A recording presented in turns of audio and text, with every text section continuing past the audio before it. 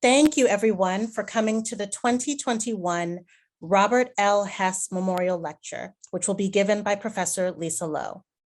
I am Professor Rosamond S. King, Director of the Ethel R. Wolff Institute for the Humanities, which organizes the Hess residency.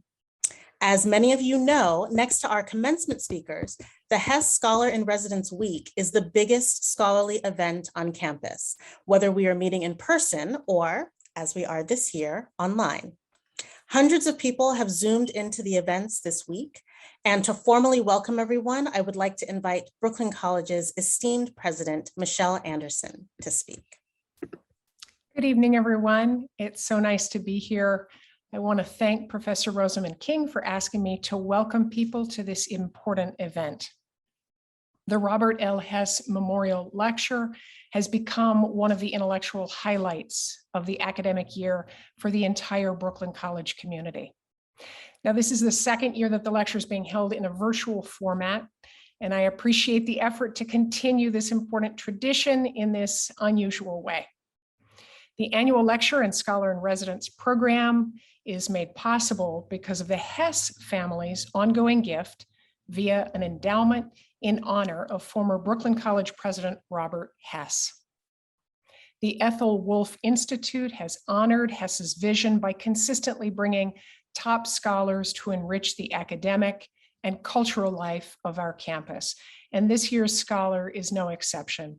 Lisa Lowe, the Samuel Knight Professor of American Studies at Yale University.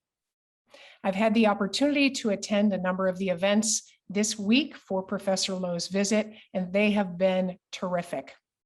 We have had a rich week of rigorous scholarship and engaging conversation among students, faculty, and alums, inspired by Lowe's groundbreaking work in race, immigration, and Asian American and post-colonial studies.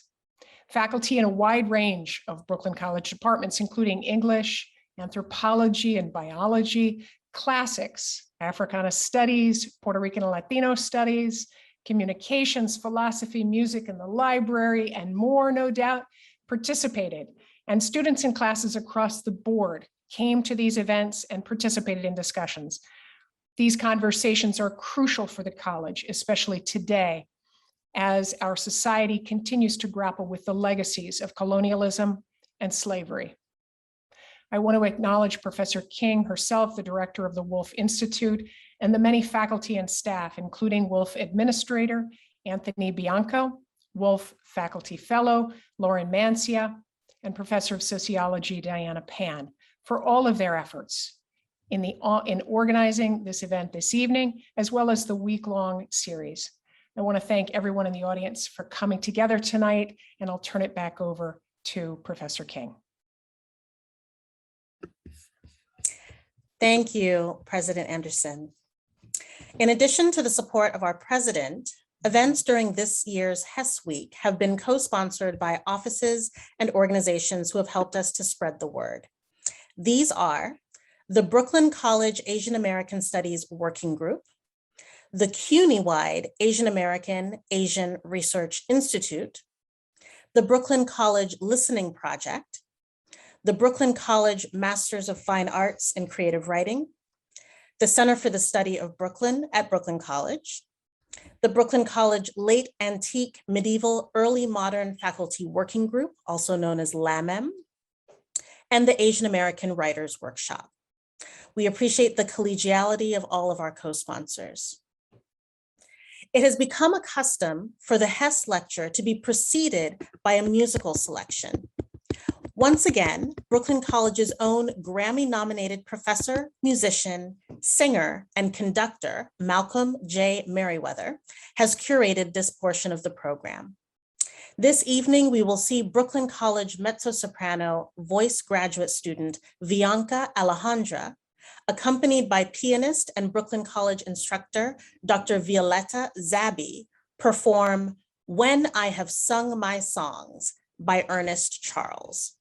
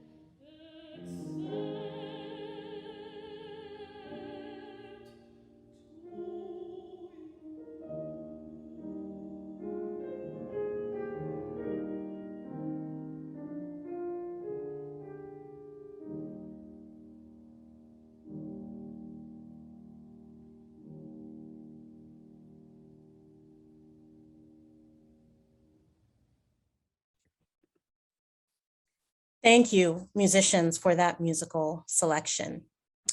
You cannot help but have noticed that tonight, for the first time, we have American Sign Language interpretation as well as captioning to make this event more accessible. Thank you to Andrea and Paulina, our ASL interpreters. Moving forward, the Wolf Institute will be happy to make these services available upon request for any of our events. Before I leave the virtual podium, I want to ask all of you who have attended any of the other events this week to either clap or do this version of non-audio clapping, or wave your hands, or use your favorite emoji to show your appreciation for all of our speakers during the course of the week, and of course, to Lisa Lowe. I have to say that everything that comes out of the Wolf Institute is a team effort, and our biggest event of the year requires the biggest team. First, I would like to thank the Wolf administrator, Anthony Bianco, who has gotten very little sleep this week, making sure that everything would go off without a hitch. You don't get to see Anthony, but he's always working behind the scenes. Thank you so much. If you came to more than one event, you probably saw either Professor Lauren Mencia, Professor Anna Gottlieb, or Professor Youngyi Diana Pan. All three of them have gone above and beyond, helping to organize panels, invite speakers, and generally be intellectual stars and huge sources of support for this week. So please take a moment to thank them as well. They are part of the Hess Organizing Committee, which works an entire semester in advance to craft a series of events that will involve students taking classes in multiple departments and schools across the college, as the president mentioned. The entire committee is listed in the lovely program designed by Communications, which is available online. Again, help me to thank all of the members of the Hess Organizing Committee and the Hess Selection Committee. I would also like to thank Randy Congray and Jillian Yarzovich, who have been our tech support throughout the week. Again, you haven't seen them, but they're the reason that you can see the PowerPoints and that you can hear everybody clearly. Finally, I want to thank the hundreds of students, faculty, staff, and community in Brooklyn and beyond who have been thoughtfully present with questions, comments, and discussion throughout the week. Enough from me. Our moderator for this evening is Professor Celina Su, another one of our Brooklyn College stars. Professor Su teaches in the Political Science Department here at Brooklyn College and is also the Marilyn J. Giddle Chair in Urban Studies at the CUNY Graduate Center.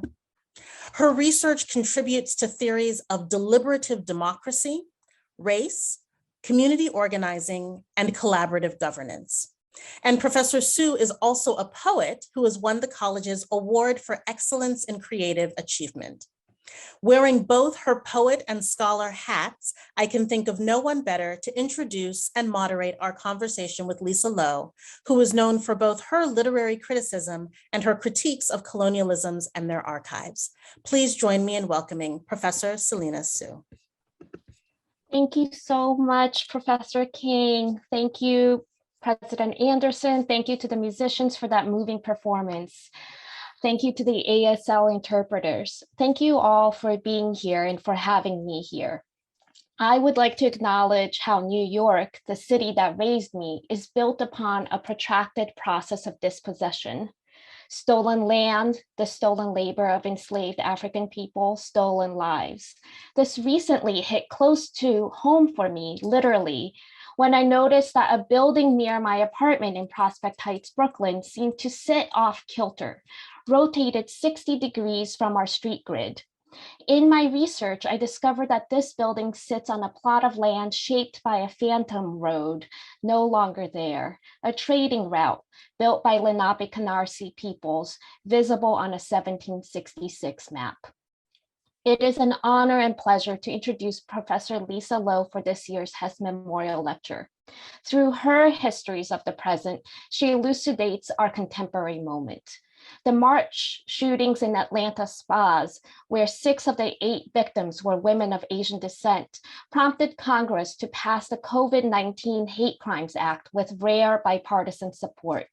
The act gives grant money to law enforcement agencies nationwide. In May, President Biden signed it into law, deeming it a triumph against hate. This approach is a mistake. Not only is it a slap in the face of sustained uprisings against police brutality, but it also does little to prevent anti-Asian violence. This is because the root of such violence is not individual acts of hate, but rather histories of white supremacy and austerity that help to seed systemic violence. By paying attention to Asian Americanness, then, we don't just learn more about the fastest growing demographic in the US, but about the larger structures of empire we live in.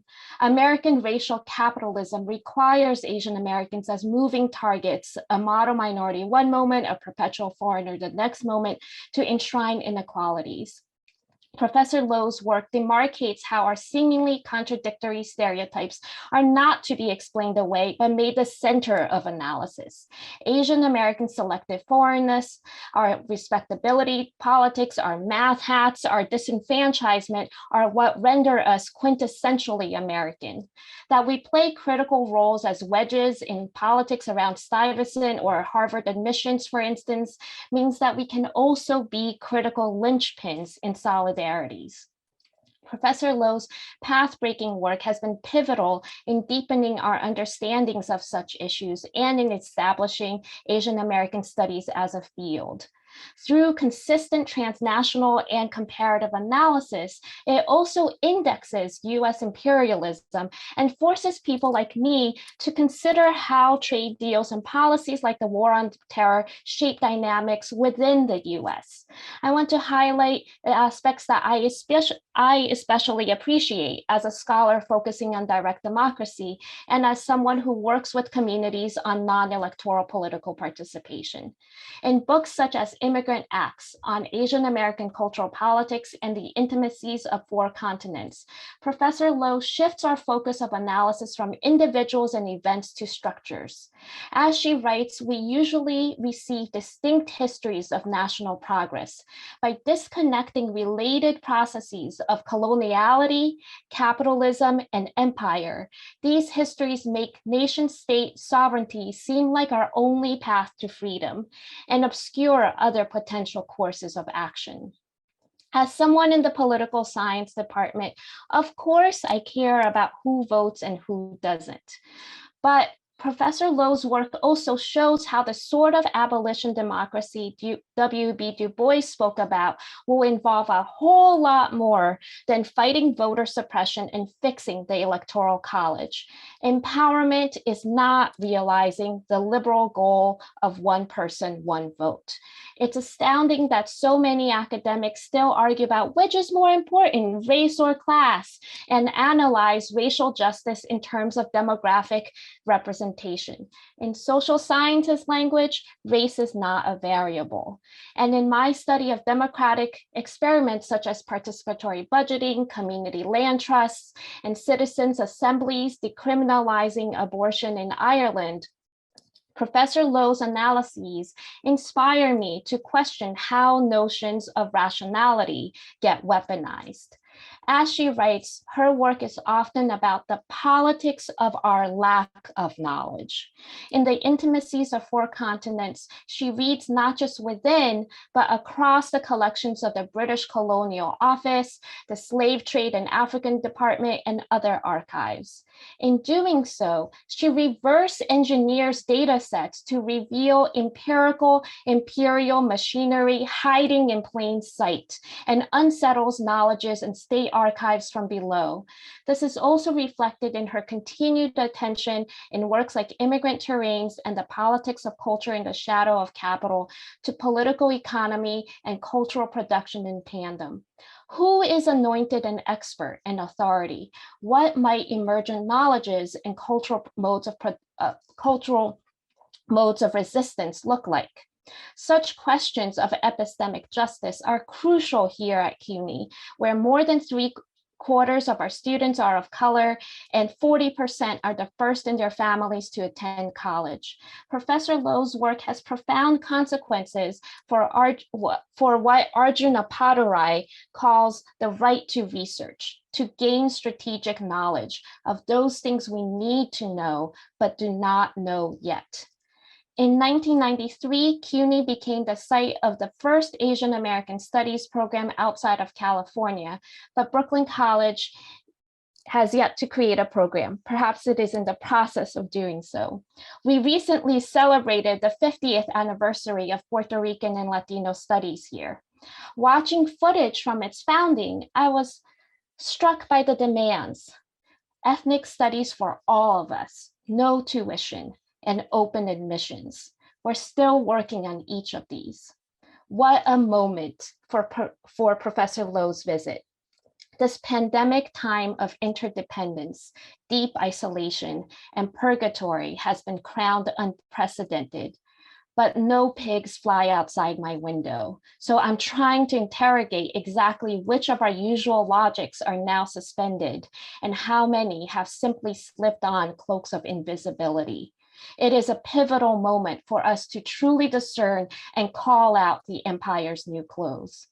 Lisa Lowe is the Samuel Knight Professor of American Studies and Ethnicity, Race, and Migration at Yale University. She received her BA in History from Stanford University and her PhD in Literature from the University of California, Santa Cruz.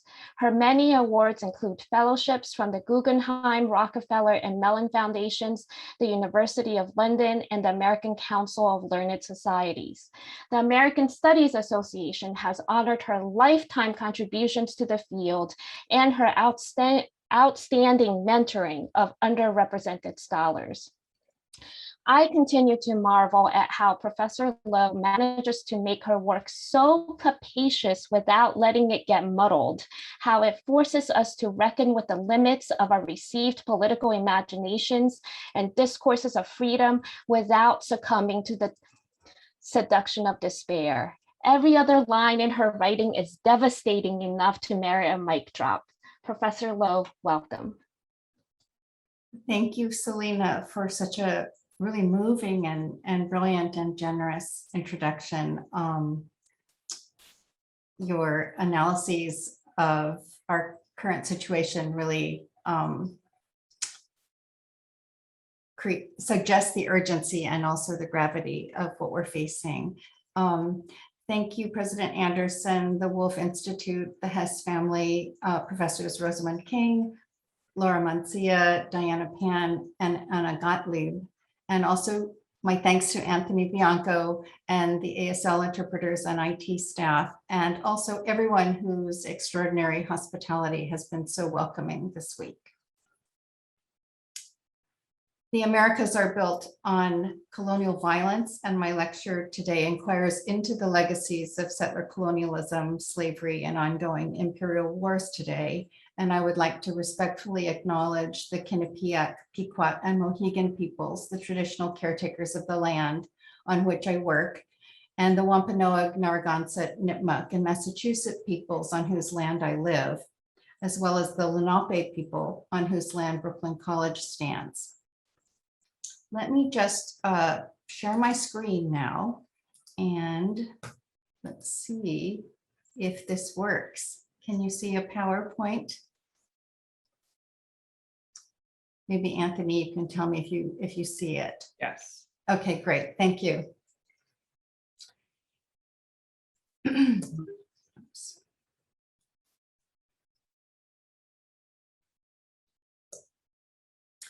In the summer of 2019, the Trump administration announced its plan to open a detention center for migrants and refugee-seeking children at Fort Sill in Oklahoma, the latest in a long history of violent incarcerations and family separations at the military fort.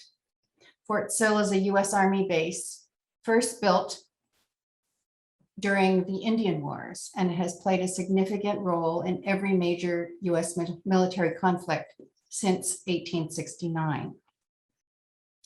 In the mid-19th century, Fort Sill was a Native American boarding school where Comanche, Apache, Caddo, Coa, Delaware, Wichita, and Navajo children were violently separated from their families and stripped of their culture and language.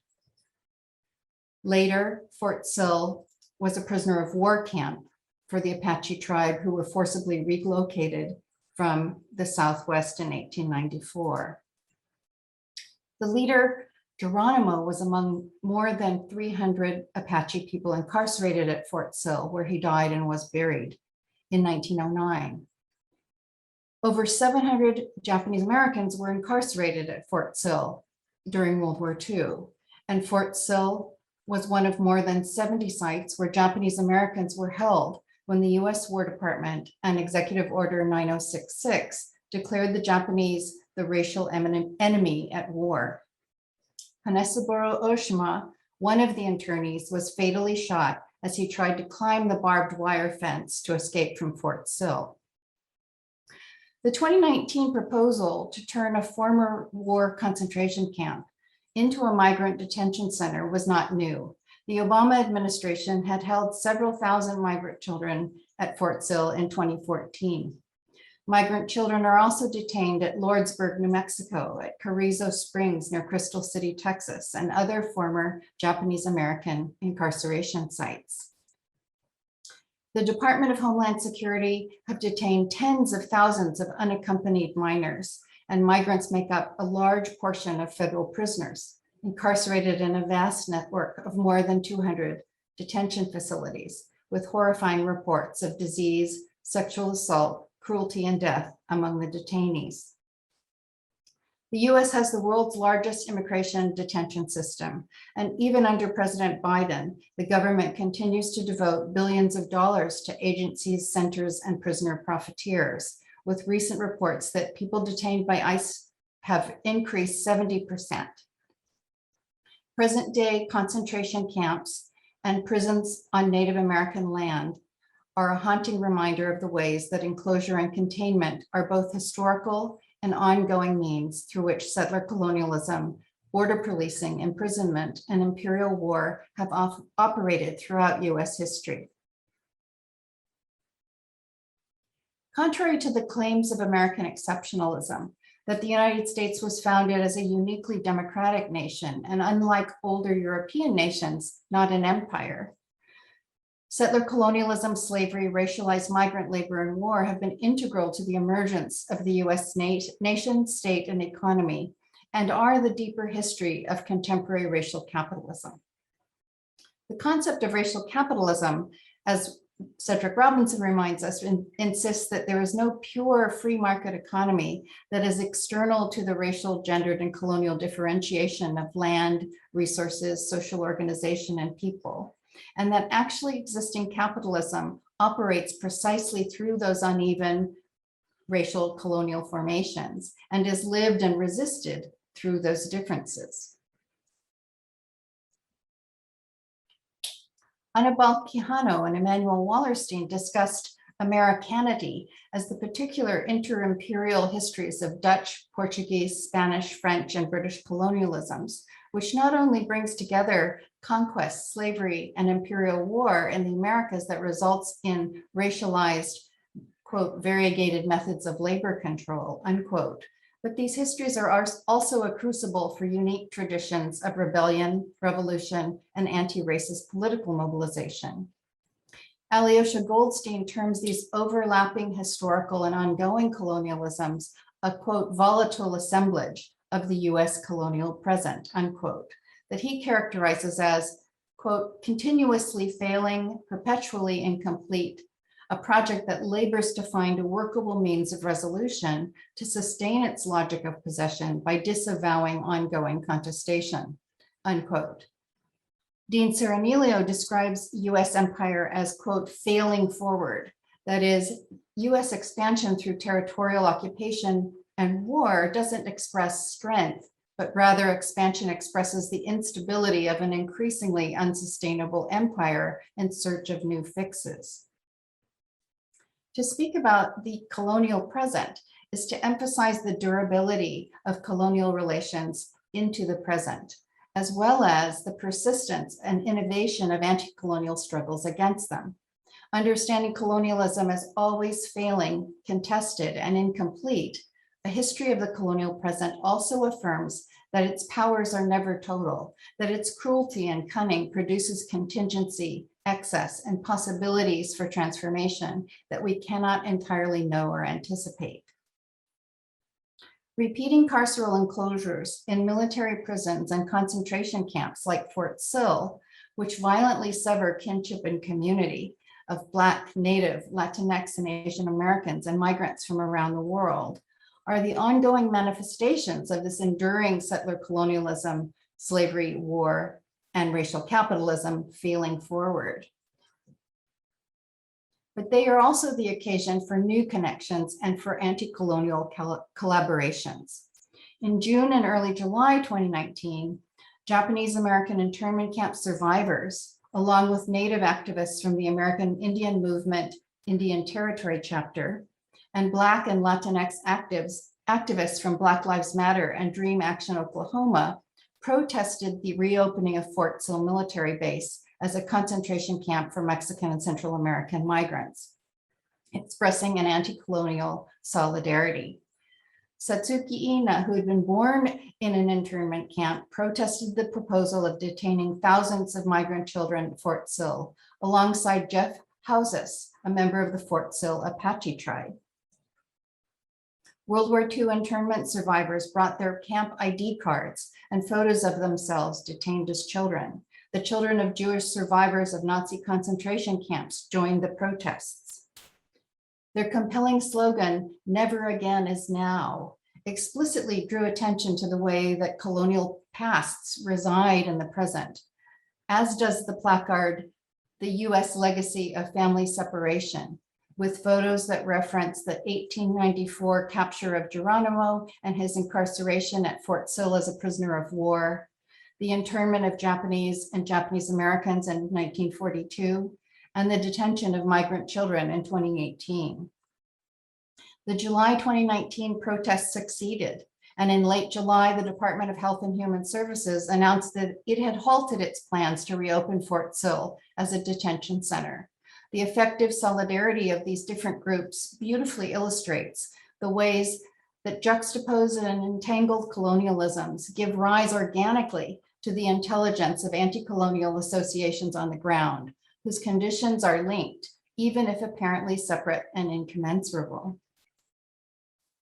The solidarity at Fort Sill resonates with what W.E.B. Du Bois referred to in Black Reconstruction as, quote, "that dark, vast sea of human labor in China and India, the South Seas and all Africa, in the West Indies and Central America and in the United States, that great majority on whose bent and broken backs rest today the founding stones of modern industry, who share a common destiny."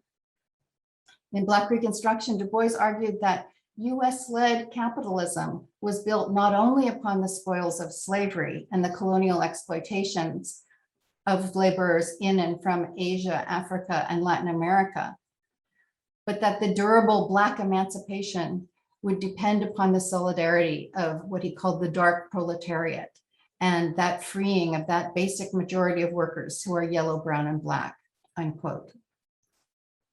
The solidarity at Fort Sill pronounces this understanding, what I've described elsewhere as connections that could have been but were lost and are thus not yet.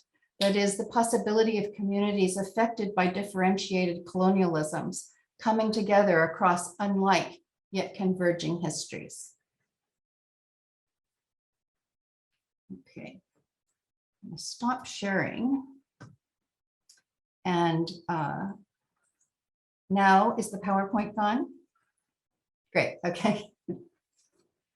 American exceptionalism triumphantly claims that the US is unlike Europe, a modern nation found on liberal democratic principles of inclusion and not an empire.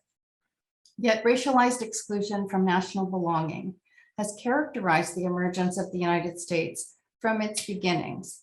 The Constitution enfranchised only white male property owners, justified the destruction and dispossession of indigenous peoples, justified the enslavement of Africans and the stolen labors of indentured workers.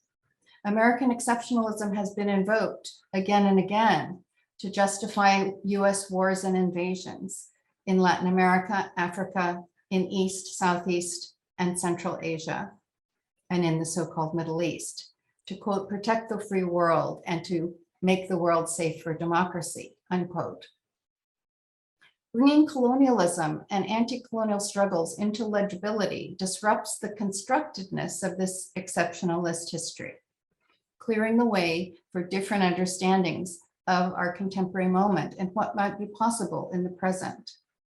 Making legible other pasts does not mean simply including colonialism into the existing national narrative. It requires instead a transformation of historical narrative itself. The revelation of lost or actively suppressed histories that defamiliarize the givenness of the present is often referred to as writing a history of the present. A history of the present excavates obscure events that have been buried or marginalized by accepted historical narratives that normalize the current racial, gendered, and economic violence and inequality. And it unsettles the restrictions of what is conceivable in the present. To engage in a history of the present is to inaugurate a conflict between official history and what that historical account suppresses, making possible another set of outcomes or futures. Cedric Robinson called this, quote, a resurrection of events which have systematically been made to vanish from our intellectual consciousness, unquote. Michel Foucault, of course, discussed the history of the present as a genealogical inquiry that detaches the present from the continuities and closures of liberal historicism and juridical political conventions, permitting what he called, quote, the insurrection of subjugated knowledge, unquote. Yet the critical suspicion of Western ontology has an even longer tradition in Black anti-colonial and anti-slavery thought. From Du Bois's observations that slavery wasn't an aberration to American democracy, but its central contradiction, to Sylvia Wynter's call to interrogate the Western humanist tradition in which, as she puts it, quote, man overrepresents itself as the human, unquote.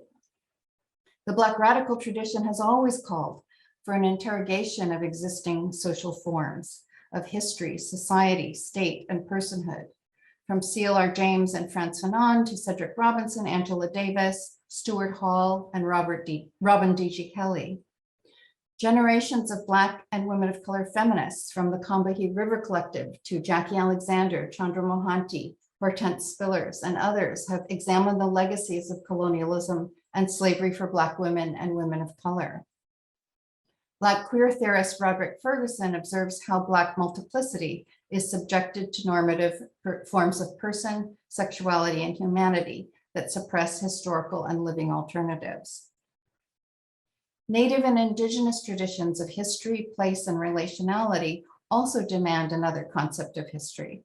For example, Nick Estes' Our History is the Future connects the struggles of water protectors at Standing Rock to the centuries-long history of the Great Sioux Nation's resistance to settlers building dams and pipelines. Estes explains that Indigenous responsibility for land, waterways, and animals is not an anachronism from the past, but is part of vital living relations in the present, suggesting an idea of historical time that is not linear and sequential, but which projects backward and forward simultaneously. His title, Our History is the Future, asserts that there isn't a strict separation between past and present, and that the past is not over and done, but continues to reside within the present. In my recent work, I suggest an understanding of the past that emphasizes connections that go beyond and against linear frames for representing a singular national past, and that doesn't merely insert a new hero or party or protagonist within existing national history. If we read across disparate archives, materials, scales, and locations, linking objects or areas customarily treated as independent and separate, we might arrive at another sense of history that would burst the closures of settled narrative, to engage what has been absented, to honor ignored histories and the ghosts of the unburied dead. I describe this alternative history as a past conditional temporality of what could have been, which treats the past not as fixed and concluded, but as involving multiple contingent directions and possibilities, always potential, and always infusing the contemporary. The past conditional holds at once the objective accounts of history and social science, but also the matters those accounts have rendered unavailable. It's a space of reckoning that allows us to find in the historical past alternatives that may have been and that might be activated now. Not simply a matter of telling history differently, it is a practice of returning to gaps, uncertainties, impasse, and absences to affirm and elaborate other possibilities that may have been previously ignored or foreclosed. As I've been discussing about the convergence of settler conquest, slavery, capitalism, and empire, it should be clear that colonialism is not a single or monolithic operation, but takes place differently under various conditions and in different historical eras. In certain situations, colonizing settlers impose their own culture and language and seek to make the colonized into a replica of itself and its own customs, values, and markers of the human. While in others, the colonizers precisely construct the colonized as inhuman, as enslavable or disposable, and not capable of acceding to the terms of civilization. Colonialism extends its imperial reach through war and occupation that often constructs the threat of violent enemies, or that projects victims in need of benevolent rescue. Furthermore, different colonial operations converge and articulate with one another. The Americas emerged and reproduces itself through an assemblage of settler colonialism, transatlantic slavery, and overseas empire, which includes extraction, occupation, and militarism abroad through US wars, and migrants displaced from those regions who come to become racialized workers in the US. In this sense, the US colonial present is a combination of historical and ongoing operations that include political economy, historical narrative, racial projects, culture and ideology, and modes of governance. The colonial present works through various scales of geography and infrastructure. As much as it's enacted through brute militarism and economic plunder, it has also relied on culture, schooling, family, and households for the reproduction of colonial subjects and social relations. So in what follows, I want to focus on the particular scales and activities of colonial social reproduction and suggest it provides an important way to understand the colonial present and anti-colonial alternatives. While homes and households are primary sites for social reproduction and the mostly unwaged labor that reproduce human beings, social reproduction also takes place on plantations, in schools and factories, on assembly lines, in hospitals and prisons and other institutions at both intimate and global scales. Marx defined social reproduction as the crucial activities that reproduce the social relations of capitalism. That is, who owns property, which labors are performed by whom, who profits, and how are those profits extracted and spatially distributed. As with capitalism, colonial relations are not given, and they must also be materially reproduced over and over again.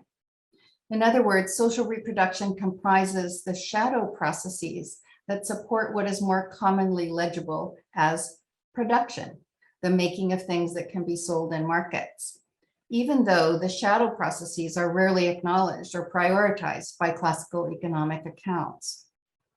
Not only is the labor of social reproduction often racialized, gendered, and transnationally outsourced, this labor itself is tasked with the work of reproducing human beings as divided by race, gender, and nation. Whether enslaved, colonized, and immigrant women birthing, raising, clothing, and feeding their own and others' children, elders, and households, or whether we speak of labor in hospitals, schools, hotels, restaurants, and prisons, and the range of affective service labors that sustain the biological conditions of life itself, like diet and nutrition, or health and medicine. The labors of nurture and education are the precondition for all production.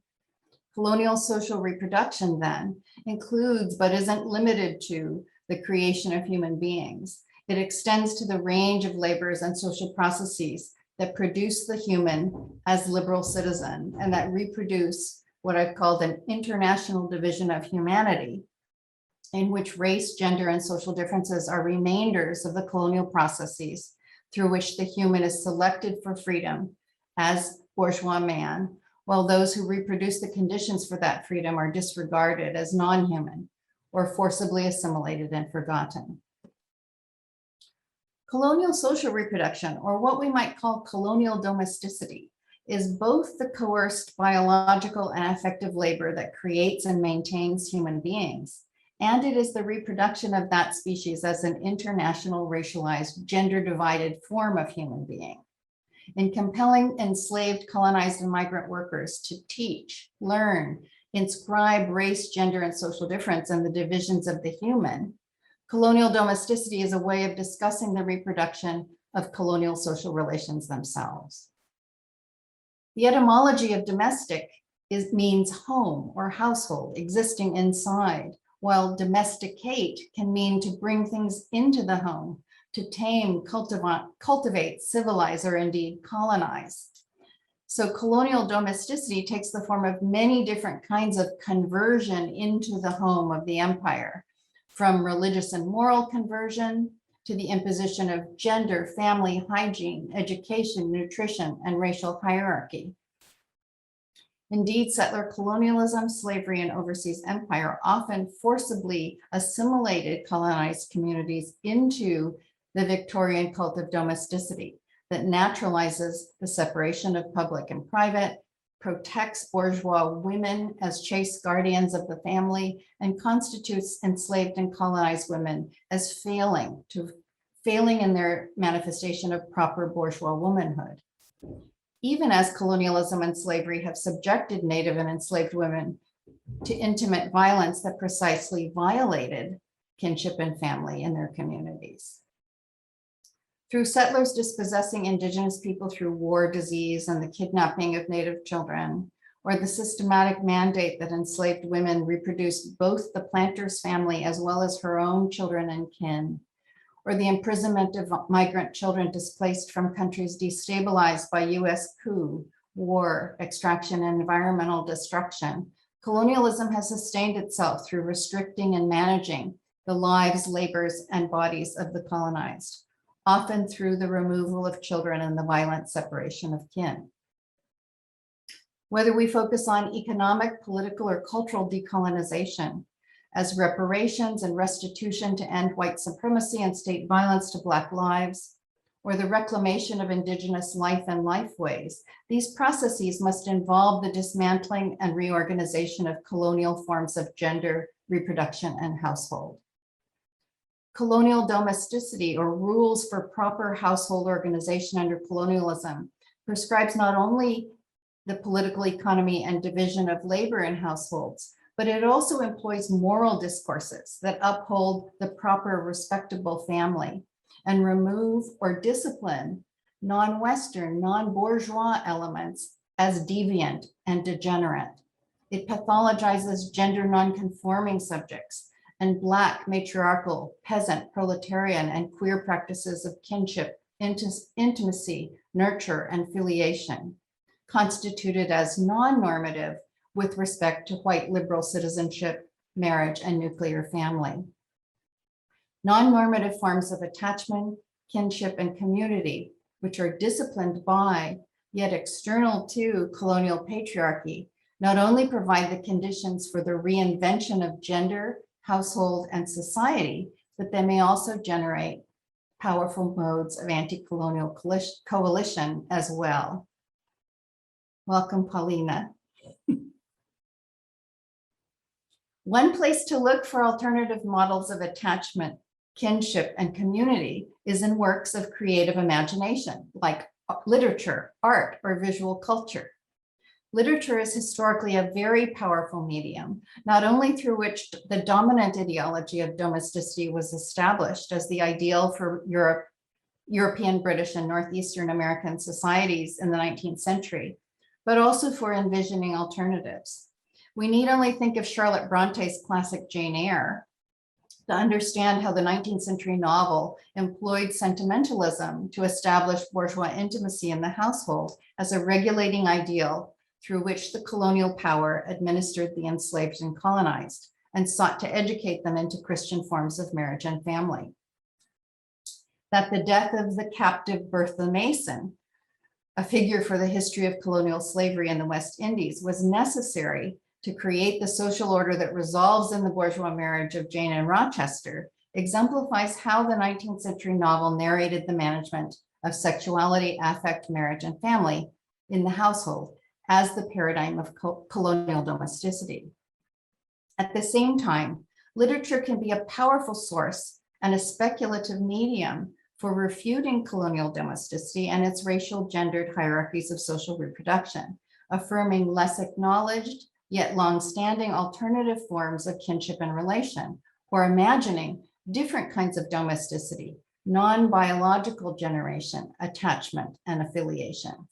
From the community at 124 Bluestone Road in Toni Morrison's Beloved, in which the kin are comprised of fugitive slaves and ghosts, to Louise Erdrich's portrait of the kinship across time between generations of indigenous human and non-human ancestors subjected to a century of Indian boarding schools in her novel La Rose, or to the community of boarding school friends who awakened to their predicament as clones, bred only to be organ donors in Kazuo Ishiguro's Never Let Me Go.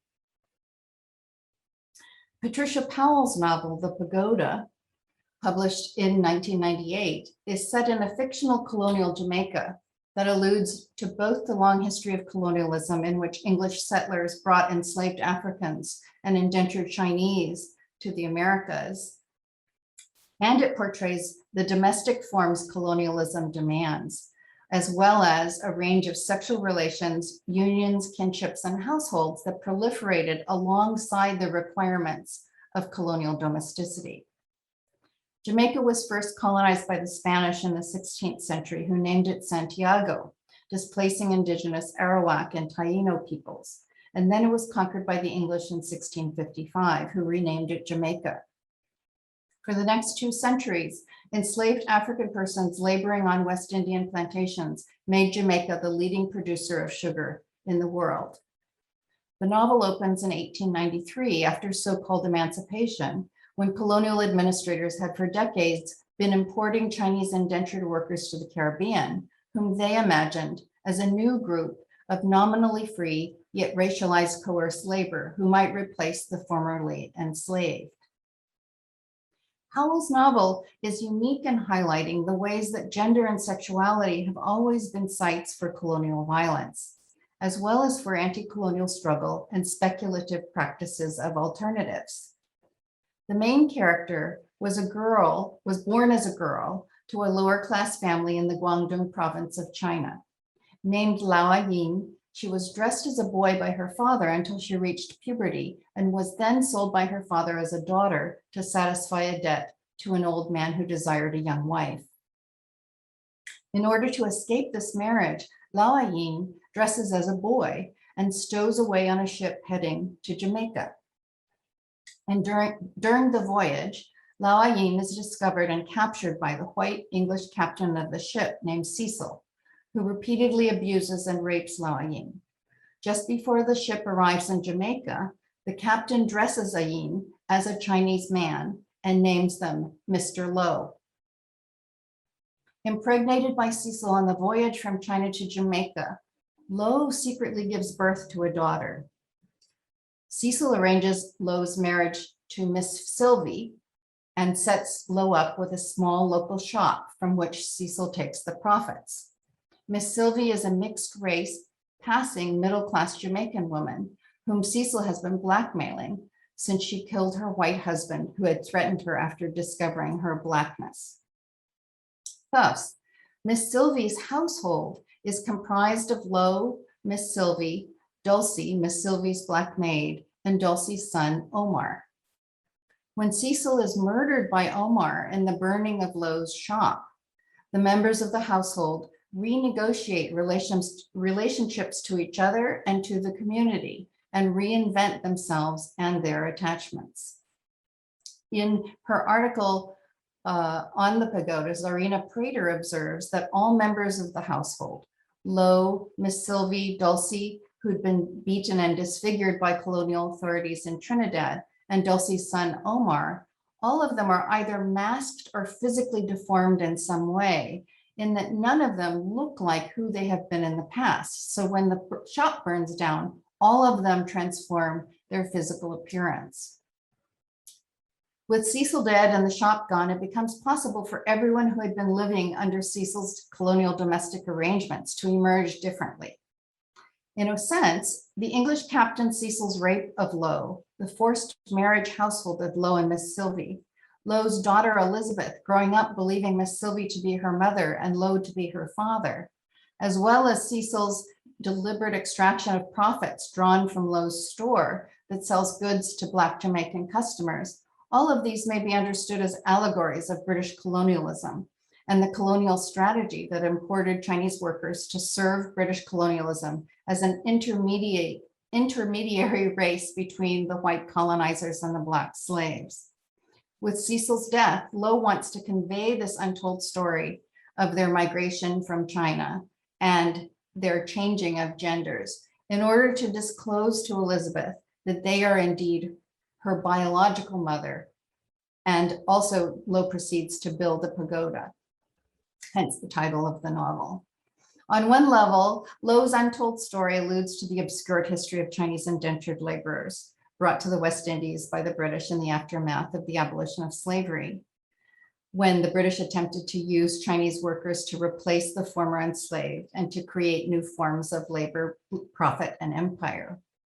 Elsewhere, I've argued that the British trade in Chinese workers and the decisions to end slavery in the empire in 1833 were calculated to prevent Black revolution in the wake of the Haitian Revolution and other slave revolts across the West Indies, and also to create new forms of colonial profit that brought together slavery and imperial forms of labor and trade in Asia. The Chinese contract laborers were instrumentally used to divide and manage enslaved and colonized communities at a time when freedom was foreclosed to the enslaved and indentured alike. Yet on another level, Omar's arson murder of Cecil was like a rebellion that overturns colonial relations and redistributes property, relieving Lowe of the colonial restrictions imposed by the English captain. And it leaves Lowe, and Lowe departs from the domestic household and marriage to Miss Sylvie and invents a variable gender and sexuality in relation to Omar. Through various parts of Lowe's journey, binary gender is violently forced upon Lowe.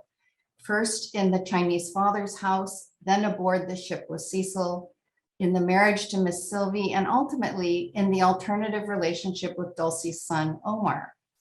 In the various households and with differently raced and gendered partners, Lowe inhabits a series of racialized genders: Chinese girlhood, Chinese boyhood, Chinese Jamaican manhood, and then a differently racialized non-binary being.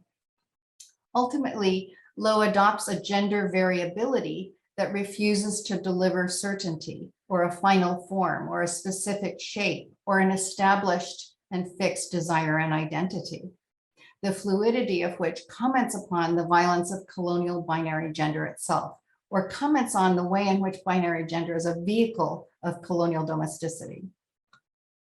The pagoda suggests that colonialism upholds bourgeois gendered family and also devalues Black, peasant, worker, queer, and other non-normative practices in order to maintain the bourgeois household as the productive social unit that permits profit from the unfree labor of the enslaved and colonized.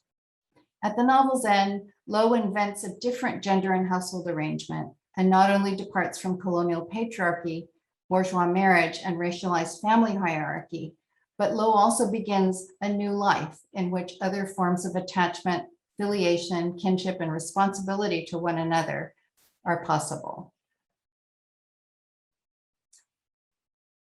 We are nearly 2 years into a pandemic that has taken the lives of more than 700,000 people in the United States, with 5 million deaths worldwide. COVID has laid bare and exacerbated already existing social and economic divides, and everyone has been touched by pandemic-related loss, though in different ways and at multiple scales. At the same time, the manners in which US society and state has responded or neglected to respond to fatal effects of the pandemic upon elderly, poor, Black, brown, incarcerated, houseless, and migrant communities has clarified not only the extent of wealth polarization, but also confirmed the state's abandonment of social welfare that sharpens the divide between what Lisa Cacho has called human lives included within the ethical obligations of the state and those who are not. Yet even before COVID, Black, brown, Indigenous, and immigrant women who perform the lion's share of what I've been calling social reproductive labor, housekeeping, cooking, childcare, nursing, teaching, and care labor. These women had already been devastated by the larger systemic crisis. As the state abdicates responsibility for basic human needs like food, housing, schooling, or medical care, and builds instead police forces and prisons, the exploitation of racialized, colonized, and migrant women deepens. During the pandemic, poor Black and single mothers of color have been both more overworked, yet more materially vulnerable to houselessness, food insecurity, and sexual violence. In this sense, when I refer to non-normative gender and household, this doesn't mean exclusively lesbian, gay, trans, or queer households, but rather I intend non-normative to mean people who are considered outside the normatively gendered safety net of privilege and social protection.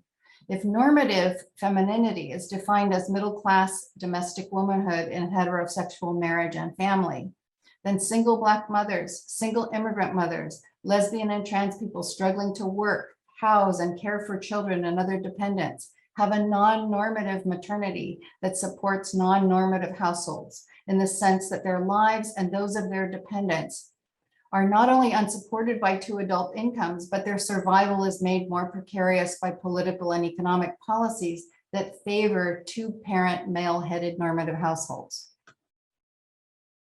Anti-colonial feminism, Black feminism, Indigenous feminism, abolition feminisms, and feminisms in the global South, all with an eye to the conditions of Black, Indigenous, migrant women, and female identified people, and all people working in feminized social reproductive labor, are arguably in the best position to analyze the crisis of the colonial present and to be a site for coalitions of struggle against it.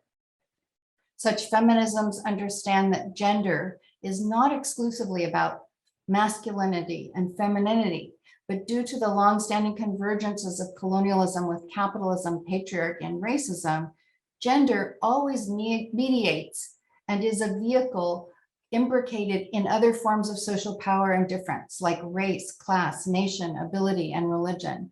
As Angela Davis has said, abolition feminist politics is not primarily about an end to be achieved, but rather about how we conceptualize social justice issues as always interconnected and always interrelated.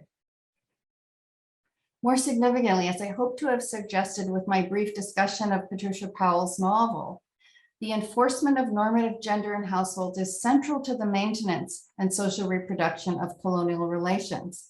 The regulation of gender, kinship, and household not only functions to reproduce the racial social order, it ultimately suppresses the different social relations and different arrangements for living, caring, and providing for and being responsible to one another, as those who live in non-normative arrangements have always needed to do and invent.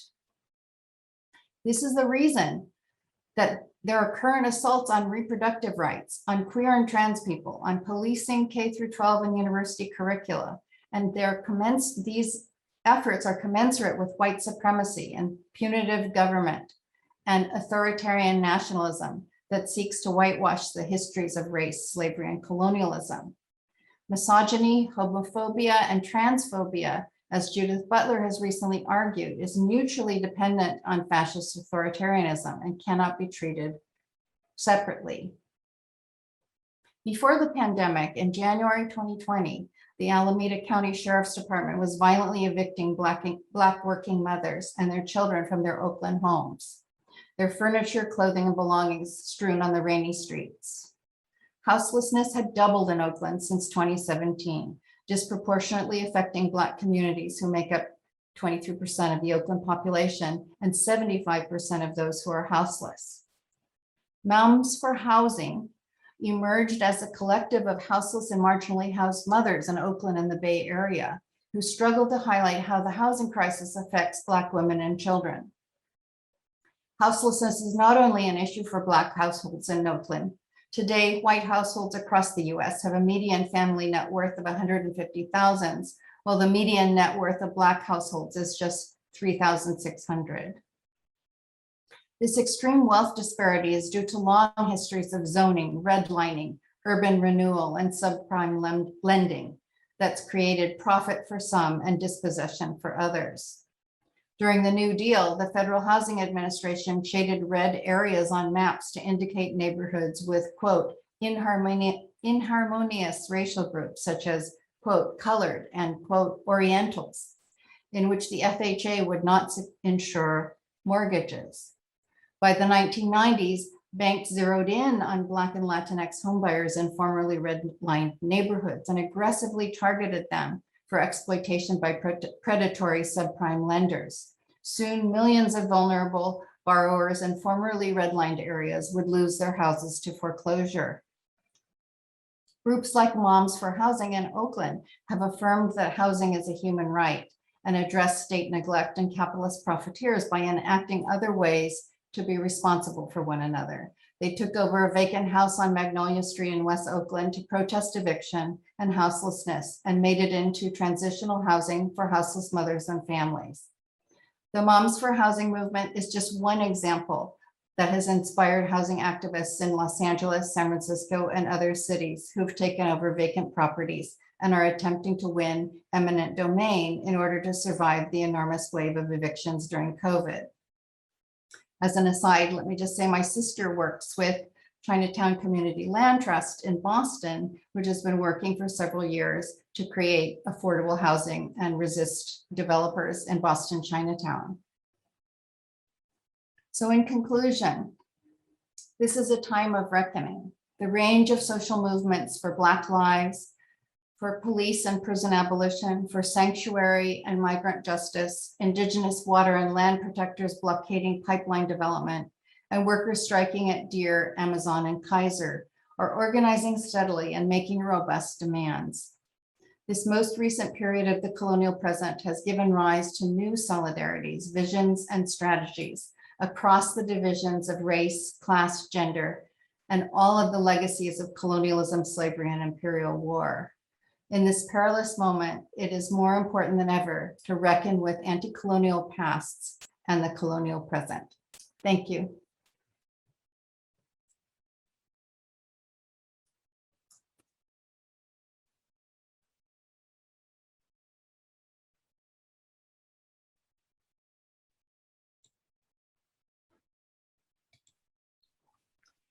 Hi, Celina. Hi, thank you so much for that. So thought-provoking, and I'm excited to hear from different folks in the audience also.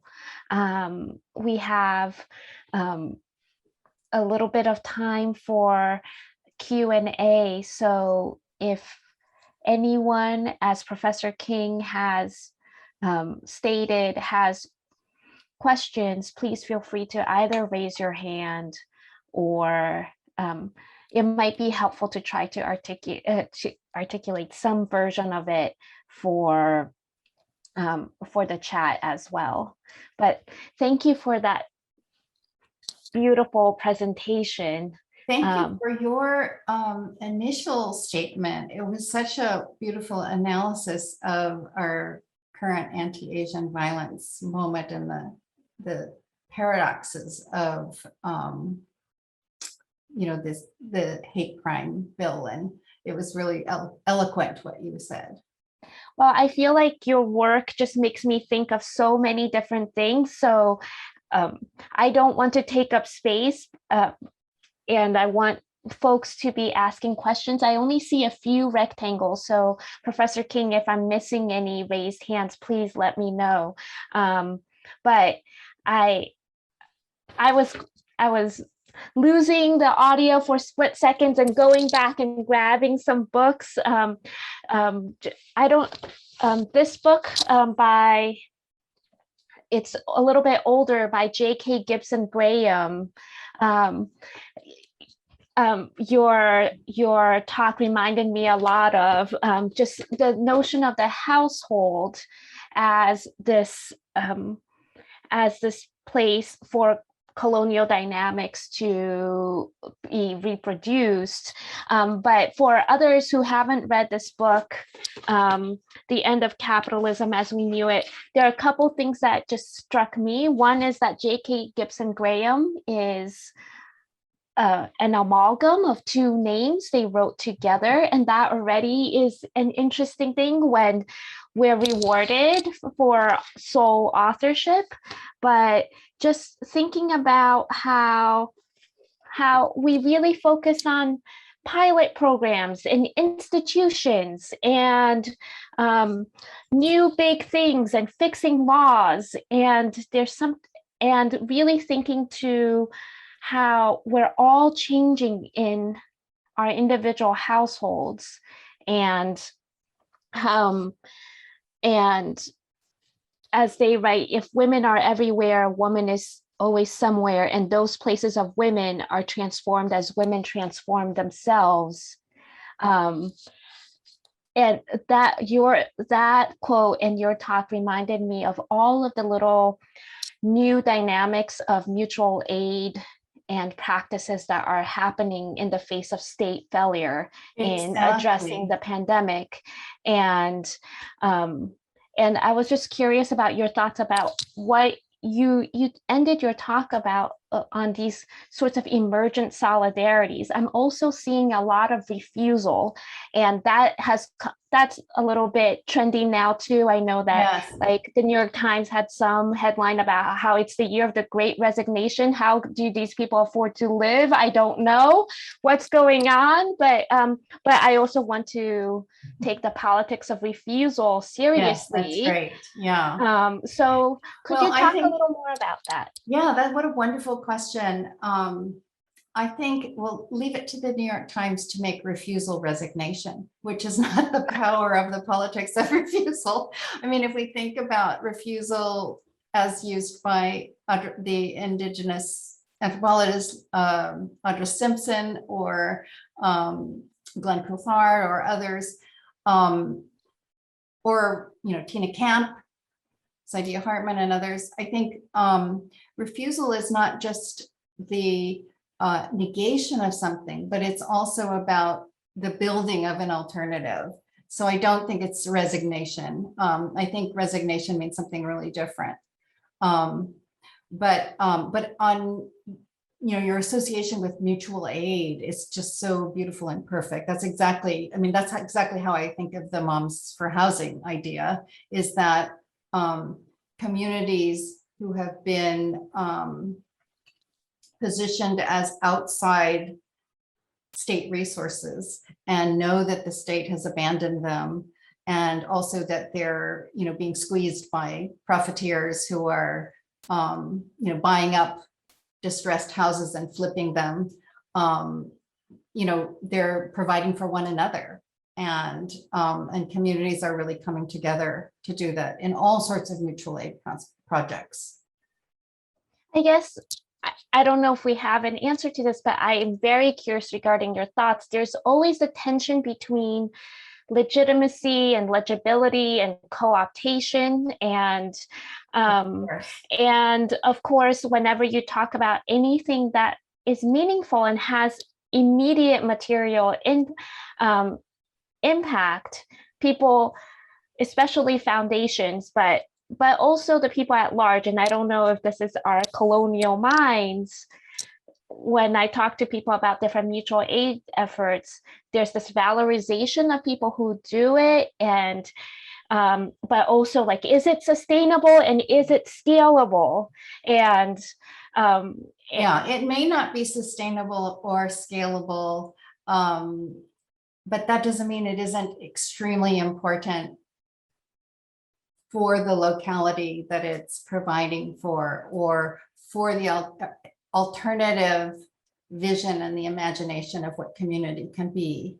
And we don't, I mean, it's kind of, we can't anticipate how it's going to snowball and lead to other things. I think, to not do some, I'm not saying you're saying this, but the kind of attitude which would not want to do something because it can't immediately be scalable, or because it will be co-opted and commodified. There's a way in which we have to go with, there is no pure space. So we always have to do what we can at the time and, move away into something else once it's taken over, appropriated, or commodified, or becomes ineffective. Power is so cunning that in a way it's going to catch up with us. It's just a matter of finding ways to move until that time and inventing new ones. And I appreciate how in your work, it really comes across to me that just as coloniality or neoliberal logics, et cetera, they don't come at us in the same way, that we need different situated solidarities, and we won't, that it's not like we're going to have the same form of resistance again and again. Or the same form of extraction or suppression. In a way, yeah, so it's not, that's part of what neoliberalism is that kind of flexibility in the negative sense. And so resistance and survival must be as flexible as modes of extraction. I thank you so much for that. I want to Okay, sure. note that there's a question in the chat, and would you like to read it out loud yourself, or would you like? Well, the one from Lauren Mancia, who Yeah, always asks such good questions. Professor Mancia, did you want to ask? Do you want to it just yourself? say? No, okay. To do this kind of history of the president, to fight Right, against the, okay. Sorry, I needed permission to unmute. Yeah, I'm just interested, the urgency. We all feel this urgency now after this week, after this fabulous lecture, after all these sort of calls to action that we've been doing in different forms throughout the week. And I'm just wondering, on behalf of our students, can you do this work as a computer science major? Like, do you have to be a history major or an ethnic studies major in order to do this work, or can you do it in other venues also? I'm just interested in. What a wonderful question. I mean, I wish I knew more about other fields. I'm a humanist, but I absolutely think that, there are always cracks and contradictions. And I actually think that people in technology and science are, detecting those cracks, making resources more collective, doing more collaboration, refusing the rewards and seductions of individual, meritocracy. All of that I think is so important. And absolutely, I would not say that you have to be a history major or a ethnic studies major to do this kind of work. Celina is a political scientist. But I think all of us, even people in history or ethnic studies, feel tensions with, dominant paradigms in our fields. So I would think that you would in computer science as well. Thank you so much. I definitely think, as Professor King just wrote about the wonderful work that people have done on the problematics of big data and algorithms, Exactly. the problematics of memes. We're living in an age of surveillance capitalism, and all of the tech workers who are thinking about labor rights and privacy.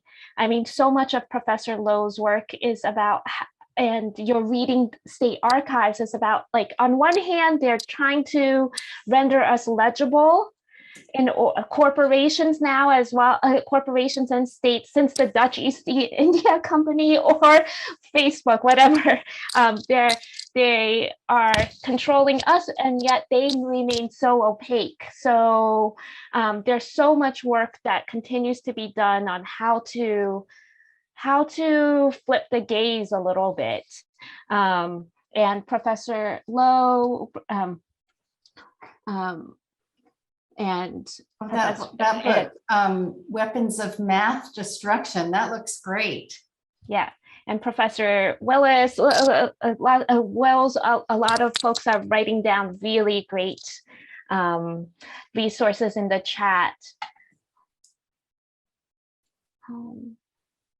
Yeah, I think it's and it's very much one of the sites of contest and struggle in the future. I mean, as Celina's saying, look at us now. We're on technology. Even being able to speak to one another is dependent on things many of us don't understand how it works.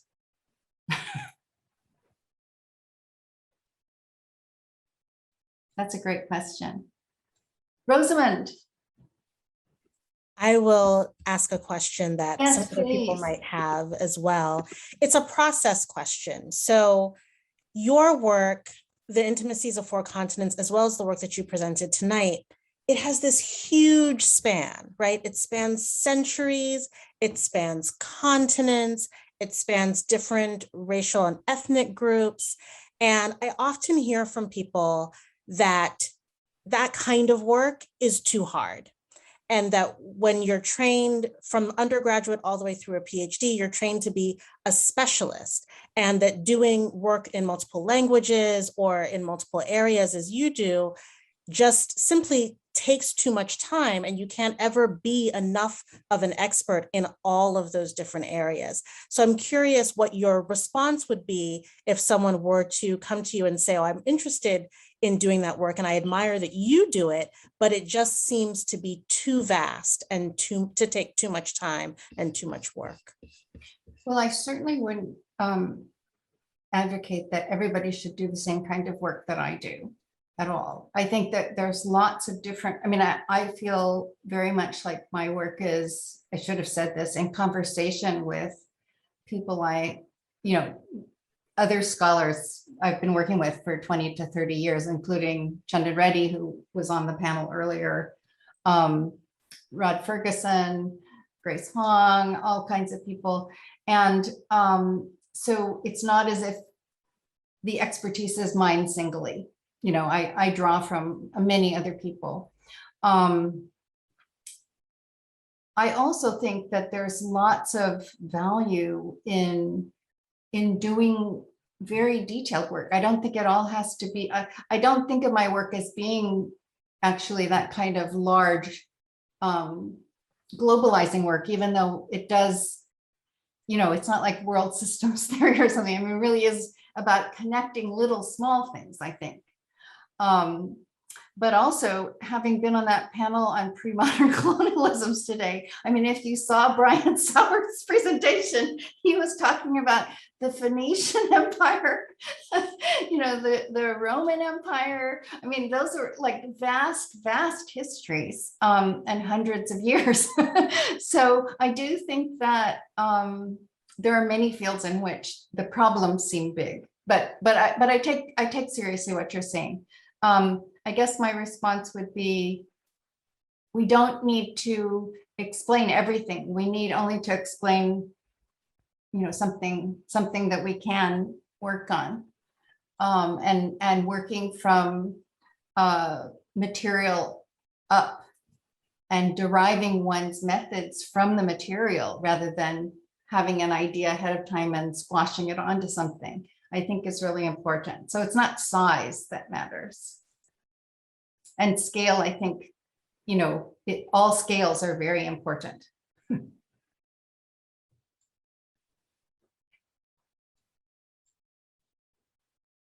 But Rosamond, I know you mentioned to me informally that you don't really like that novel, The Pagoda. Do you want to ask a question about The Pagoda? I was curious about your thoughts too. It's a wonderful novel, and I have a bit of a love-hate relationship with it because it's beautiful. Patricia Powell's prose is gorgeous, but the character is acted upon so much Yeah, that it's relentless. And It it's is. not until the very end that you get some agency. And, because I've taught it so much, I've read it probably 12 or 15 times. That's the thing that makes me pause Mhm. is that relentlessness of being acted upon. I think that what's great is that I really enjoyed your reading of it. And it made it kind of fresh for me again. And I think that all of those are very useful. I think also that my readings of The Pagoda, when I started reading it, when it first came out, were also affected by the fact that we had fewer novels about Chinese Caribbean experience. Yes, And so then it had to carry the weight of definitely. being one of very few texts. Mhm. And now we have Pal by Carrie Young. We have several other texts that we can draw from, as well as some older texts that don't get taught as much. And so I think that it thrives from having other texts to play off of. That's so well put.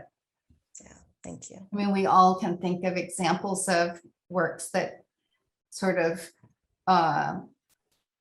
just couldn't hold that responsibility of being the first one.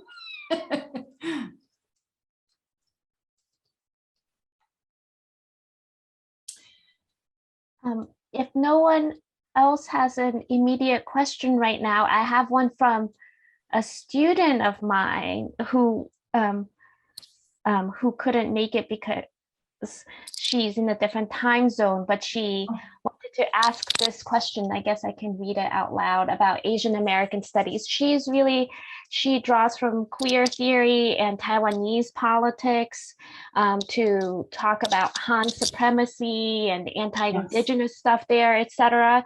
But she's also quite active in Hong Kong and Taiwanese politics. So her question is about how Asian American studies has really critiqued US empire and nationalism. But a lot of the social movements and struggles, particularly in Taiwan and Hong Kong, are trying to also speak back to the People's Republic of China, and there's a lot of contestations happening, and a lot of them are not antagonistic to the concept of national sovereignty and are trying to grapple with new analyses. So what's your sense of how Asian American studies can engage with these sorts of transnational questions? Well, I think I talked a little bit about this in the session with Mustafa Bayoumi. I mean, I think it's really important for Asian American studies to become more and more literate about how, not just literate, but aware of how race in the US and the racialization of Asians in the US is connected with US foreign policy and relations with countries in Asia.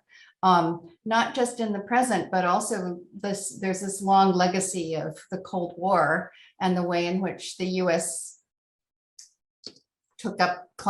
invested in client states and different governments during the Cold War in order to, and the military bases all over the world, which are really increasing in the Pacific Islands and in East Asia. So there's a continuing Cold War legacy there. And what I mentioned in the session with Professor Bayoumi was there's a scholar in Taiwan, Chanting Lin, at National Central University, who has written recently about how there's been this racialization of the Wuhan virus, and a racialization of Chineseness from the People's Republic, but not Chineseness from Hong Kong or Macau. So that in places like Singapore and Taiwan, students from the People's Republic are being banned and not allowed to enter, whereas ethnic Chinese from other places can. And what he argues is that this is a Cold War legacy of anti-communism that is getting played out around by invoking this, centuries old idea of the Chinese as diseased. And it circulates differently in inter-Asia relations than it does in the US. It's racialized differently in inter-Asia relations than it is in the US. And so that's just an example of how race in the US nation is not universal. And this could be said about a lot of different racializations in the US, and that it has very much to do with the relationship between the US and other places. That's a great question, your students. Former student, now at Academia Sinica, and so yeah, but so happy to be in conversation with her. I see that Professor Florence had a question or comment.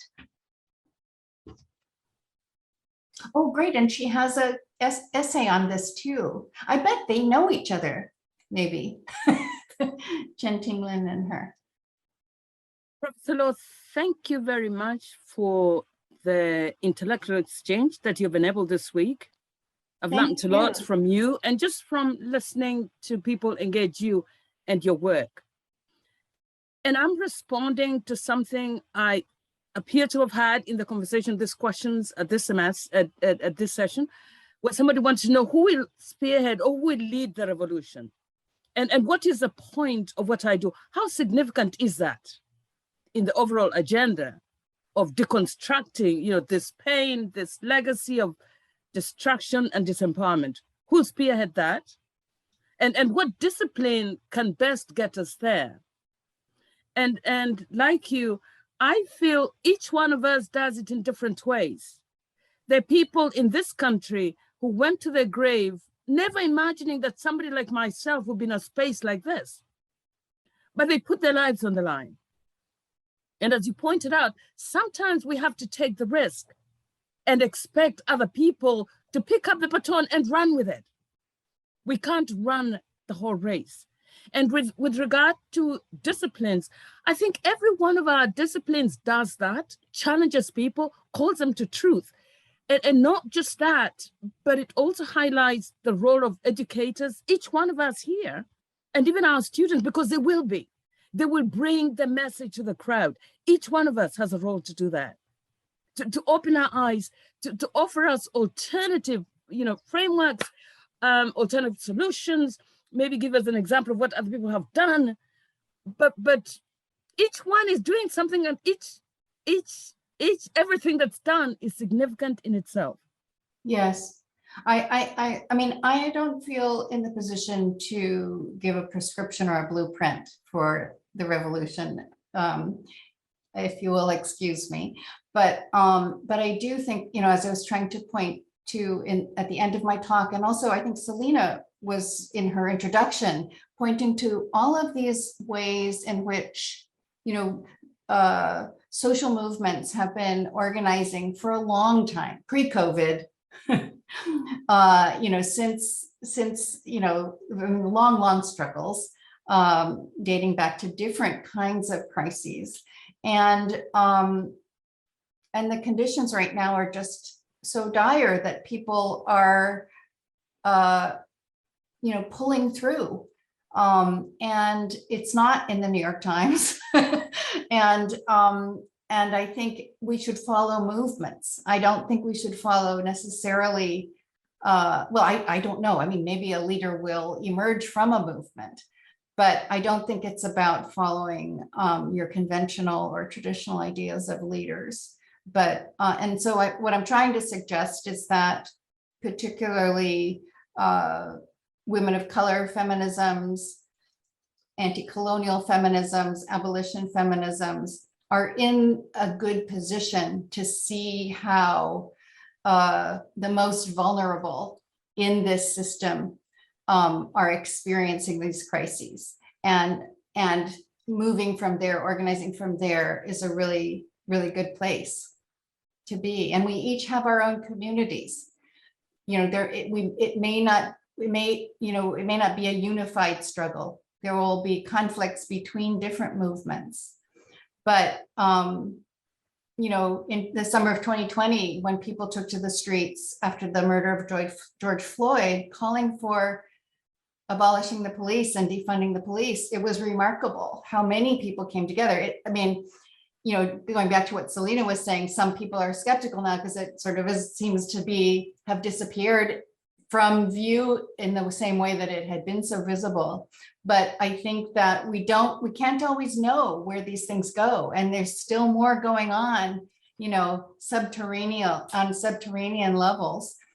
People are still working, people are still struggling. I think, you know, on university campuses, a lot of students on more and more campuses are working hard to remove campus police from universities. And that's very much about students organizing from their own location in sympathy with larger movements. So these things will come together in ways that we can't always anticipate and that we can't design and that we can't mandate. Thank you for your question. We are just about out of time. So I was wondering whether you have any parting thoughts or closing remarks for us to mull over, think about. Well, I mean, you know, what I just, my response to this last question, I think is a good place to end perhaps, which is to, I mean, thank you so much for suggesting that in being critical, I also try not to despair. I mean, I really think that I do feel hopeful, as much as I, you know, seem to have talked about a lot of violence and a lot of suffering. I think that on Wednesday, I spoke with 12 students who were part of this activist luncheon that we had. And I was so inspired by them. They were so incredible and so smart about what was happening in this moment and, you know, where they could intervene and who their responsibilities were too. And it really gave me so much hope. And,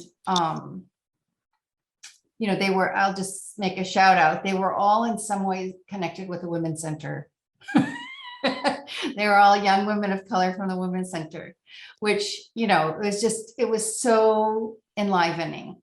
So I think we're so lucky to be teachers. I hear that.